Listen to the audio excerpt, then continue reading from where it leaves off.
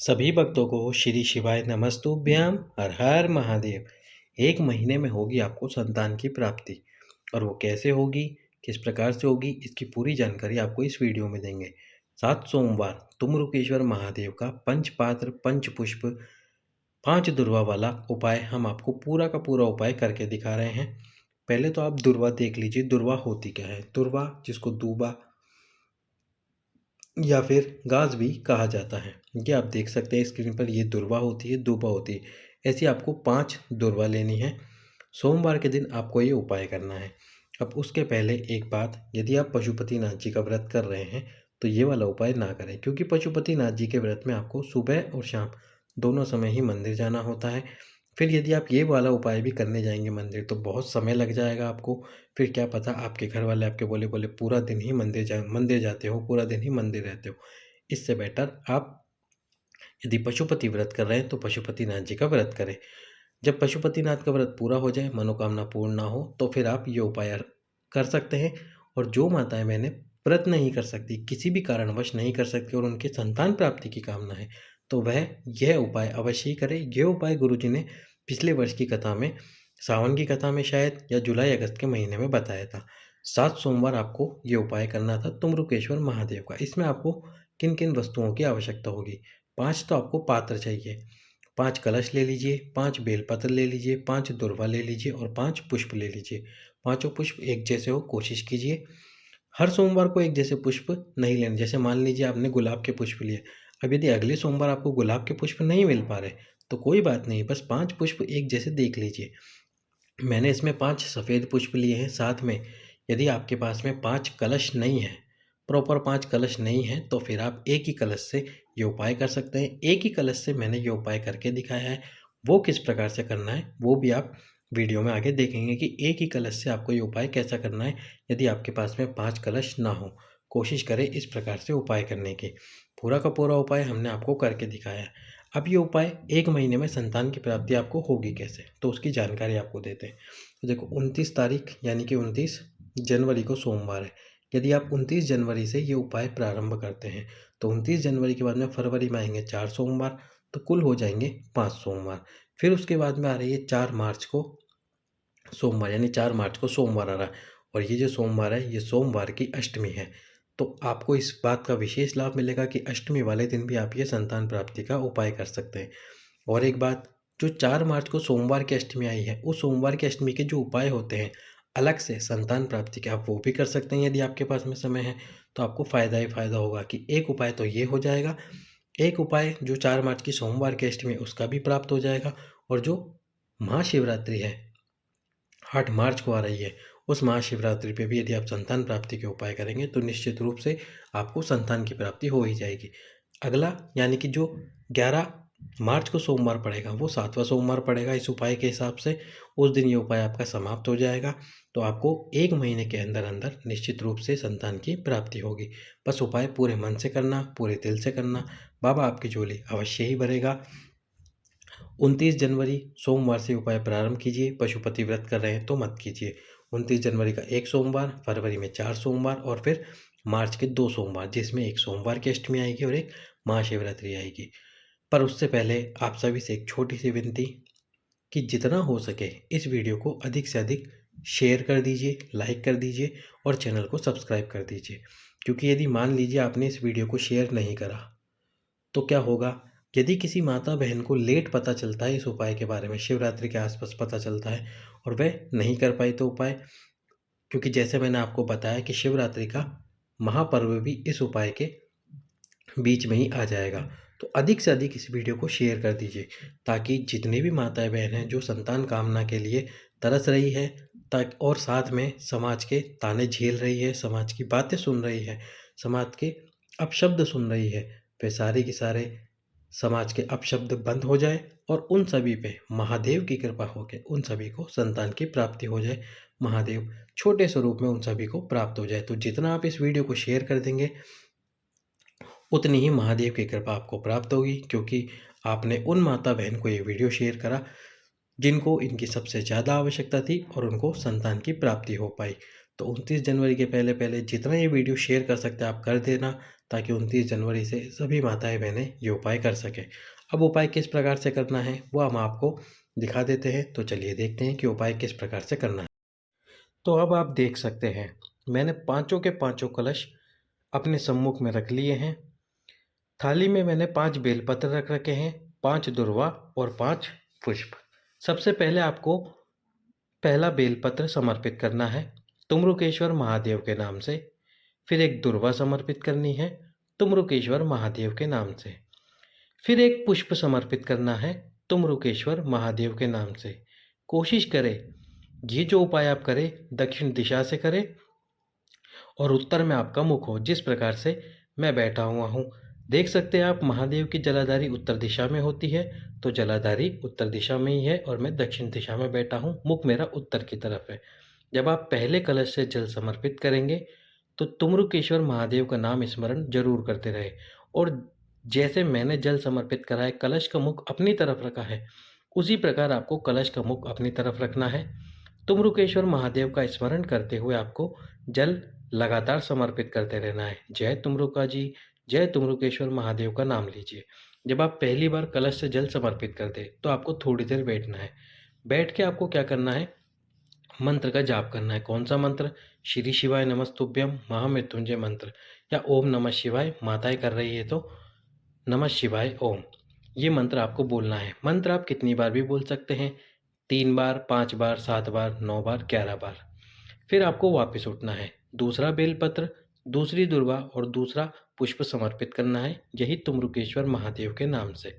फिर आपको जल समर्पित करना है। जैसे कि आप देख सकते हैं मैं जल समर्पित कर रहा हूँ दूसरे कलश से, तुमरुका जी का नाम लेते हुए। जय तुमरुकेश्वर महादेव, जय तुमरुकेश्वर महादेव, जय तुमरुकेश्वर महादेव। इस प्रकार से आपको लगातार जल समर्पित करना है। साथ में बाबा से प्रार्थना भी करनी है संतान प्राप्ति की मनोकामना की। फिर से आपको बैठना है। फिर से जब आपने पहली बार जितनी बार मंत्र बोला था, मान लीजिए 7 बार बोला था, 9 बार बोला था, उतनी ही बार आपको दोबारा से मंत्र बोलना है।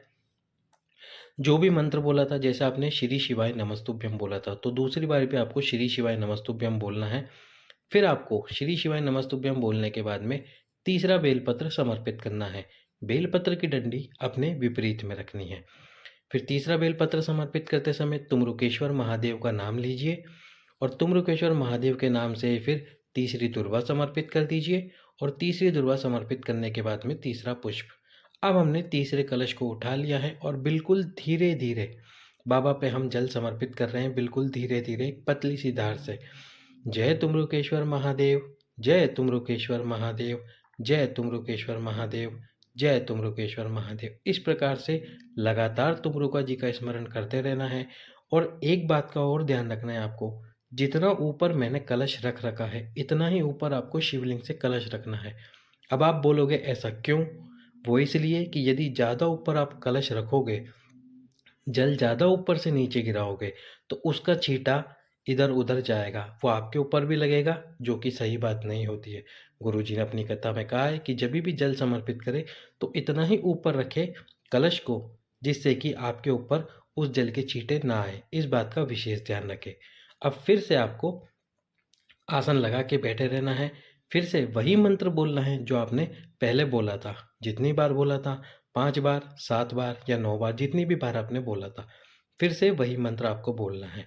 जैसे वो मंत्र पूरा हो जाए फिर आपको चौथा बेलपत्र समर्पित करना है तुमरुकेश्वर महादेव के नाम से। फिर चौथा बेलपत्र समर्पित करने के बाद में चौथी दुर्वा समर्पित कर देनी है आपको तुमरुकेश्वर महादेव के नाम से। चौथी दुर्वा समर्पित करने के बाद में आपको फिर चौथा पुष्प समर्पित करना है। चौथा पुष्प समर्पित कीजिए तुमरुकेश्वर महादेव के नाम से। अब हमने चौथे कलश को उठा लिया है और चौथे कलश से हम जय तुमरुका जी, जय तुमरुकेश्वर महादेव, जय तुमरुकेश्वर महादेव, जय तुमरुकेश्वर महादेव का स्मरण करते हुए इस कलश को समर्पित कर रहे हैं, यानी कलश के जल को हम समर्पित कर रहे हैं।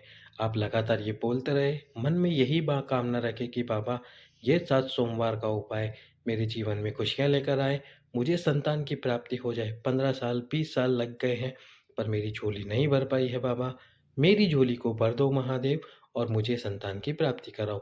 जल चढ़ाते हुए तुमरुकेश्वर महादेव का स्मरण जरूर करें। इसके बाद में आपको फिर से बैठ जाना है। अब बैठने के बाद में फिर से आपको उसी मंत्र का जाप करना है जिस मंत्र का जाप आपने पिछली बार किया था। मंत्र का जाप कीजिए और जाप करने के बाद में आपको 5वां बेलपत्र उठा लेना है और 5वीं दुर्वा उठानी है और 5वां पुष्प उठाना है। पहले बेलपत्र समर्पित करना है तुम्रुकेश्वर महादेव के नाम से, फिर दुर्वा समर्पित कर देनी है और फिर पुष्प समर्पित कर देना है। आपको इस बात का ज्ञात होगा कि जब भी हम पुष्प समर्पित करते हैं तो जो पुष्प वाला भाग है वो हमेशा भगवान की तरफ होता है, डंडे वाला भाग हम अपनी तरफ रखते हैं। जैसे ही पुष्प समर्पित हो जाए फिर आपको 5वें और अंतिम कलश से जल समर्पित करना है। तुम्रुकेश्वर महादेव का स्मरण करते हुए, भोलेनाथ का स्मरण करते हुए, संतान प्राप्ति की कामना करते हुए तुम्रुकेश्वर महादेव के नाम से जल समर्पित कर दीजिए बाबा पे। जय तुमरुका जी, जय तुम्रुकेश्वर महादेव। 5वें और अंतिम कलश से जल समर्पित कर दो। जल समर्पित करने के बाद में आपको 5 कलश लेकर घर आ जाना है। उसके बाद में अगले सोमवार को फिर से यही उपाय करने के लिए जाना है। फिर से यही उपाय कीजिए, 5 पात्र लेके जाइए, 5 दुर्वा, 5 बेलपत्र और 5 पुष्प लेके जाइए। पर घर आने से पहले बाबा का झोली पसार कर प्रणाम अवश्य ही करना, बाबा से प्रार्थना अवश्य ही करना, भोलेनाथ मेरी ये मनोकामना, मेरी संतान प्राप्ति की कामना अवश्य ही पूर्ण करना। तुम्रुकेश्वर महादेव की कृपा से मेरे घर में खुशियाँ आए, मेरी झोली भर जाए। अब ये तो मैंने उपाय आपको 5 कलश वाले जल से करके दिखा दिया, यानी कि 5 कलश से करके दिखा दिया। यानी कि अब मान लीजिए किसी के पास में 5 कलश नहीं है, केवल एक ही कलश है और आप बोले भैया मेरे पास 5 कलश नहीं है तो मैं क्या करूं? तो फिर आपको एक ही कलश से 5 बार जल समर्पित करना है। सबसे पहले उसी प्रकार से आपको बेलपत्र समर्पित करना है तुम्रुकेश्वर महादेव के नाम से, फिर एक दुर्वा समर्पित कर देनी है तुम्रुकेश्वर महादेव के नाम से और फिर एक पुष्प समर्पित कर देना है तुम्रुकेश्वर महादेव के नाम से। फिर उसी एक कलश से आपको जल समर्पित करना है तुम्रुकेश्वर महादेव का स्मरण करते हुए। जय तुम्रुका जी, जय तुम्रुकेश्वर महादेव, जय तुम्रुकेश्वर महादेव। अब आपको इस कलश को धो लेना है, पानी से धो लीजिए। पहली बार मैं धोना भूल गया था, मैंने उस कलश को भर लिया था। वीडियो बनाते समय मेरा ध्यान नहीं रहा। दूसरी और तीसरी बार जब मैं कलश भरूंगा उससे पहले उस पर थोड़ा सा जल डाल के उसको धो लूँगा ताकि वो हमें दूसरे पात्र के रूप में काम आ जाए। फिर आपको दूसरा बेलपत्र, दूसरा पुष्प और दूसरी दुर्वा समर्पित करनी है, यही तुम्रुकेश्वर महादेव के नाम से। जैसे ही आप दूसरा बेलपत्र, दूसरी दुर्वा, दूसरा पुष्प समर्पित करेंगे, उसके बीच में आपको एक कार्य और करना है जो मैंने वीडियो छोटा करने के लिए नहीं किया, और वो है आसन लगा के 3 बार, 5 बार, 7 बार, 9 बार या 11 बार, जितनी बार आपका मन हो उतनी बार आपको उसको बोलना है मंत्र को। कौन सा मंत्र? श्री शिवाय नमस्तुभ्यम या फिर ओम नमः शिवाय या फिर महामृत्युंजय मंत्र, कोई सा भी एक मंत्र बोलना है, 5 बार ही बोलना है। अब इसके बाद में आप देख सकते हैं मैंने कलश को धो लिया है। अब ये जो कलश है ये तीसरी बार गिनाम आ जाएगा। तो इस प्रकार से थोड़ा सा जल डाल लीजिए। फिर तीसरा बेलपत्र, तीसरी दुर्वा और तीसरा पुष्प आपको समर्पित करना है तुम्रुकेश्वर महादेव के नाम से। तुम्रुकेश्वर महादेव के नाम से तीनों वस्तुएं समर्पित करें और फिर उसी कलश से बिल्कुल धीरे धीरे तुम्रुकेश्वर महादेव का नाम लेते हुए जल आपको समर्पित कर देना है। बिल्कुल धीरे धीरे जल समर्पित कीजिए। जल समर्पित करने के बाद में आपको फिर से बैठना है। जो मंत्र आपने पहले 2 बार बोला था, जो मंत्र आपने पहले बोला था, मान लीजिए आपने 7 बार कोई मंत्र बोला था, उस मंत्र को बोलिए और मंत्र को बोलने के बाद में फिर से आपको अगला बेलपत्र, अगला पुष्प और अगली दुर्वा ले लेनी है। अगला बेलपत्र, अगली दुर्वा और अगला पुष्प लेके एक-एक करके समर्पित कर देना है आपको। एक-एक करके समर्पित करना है बाबा पे, समर्पित करते जाइए और समर्पित करने के बाद में फिर से आपको उसी कलश को धोकर उसमें जल भर लेना है। अब आप एक काम कर सकते हैं, या तो जो जल है वो आप आपके घर से लेके जा सकते हैं या फिर आप मंदिर में से ही किसी बाल्टी में जल भर सकते हैं।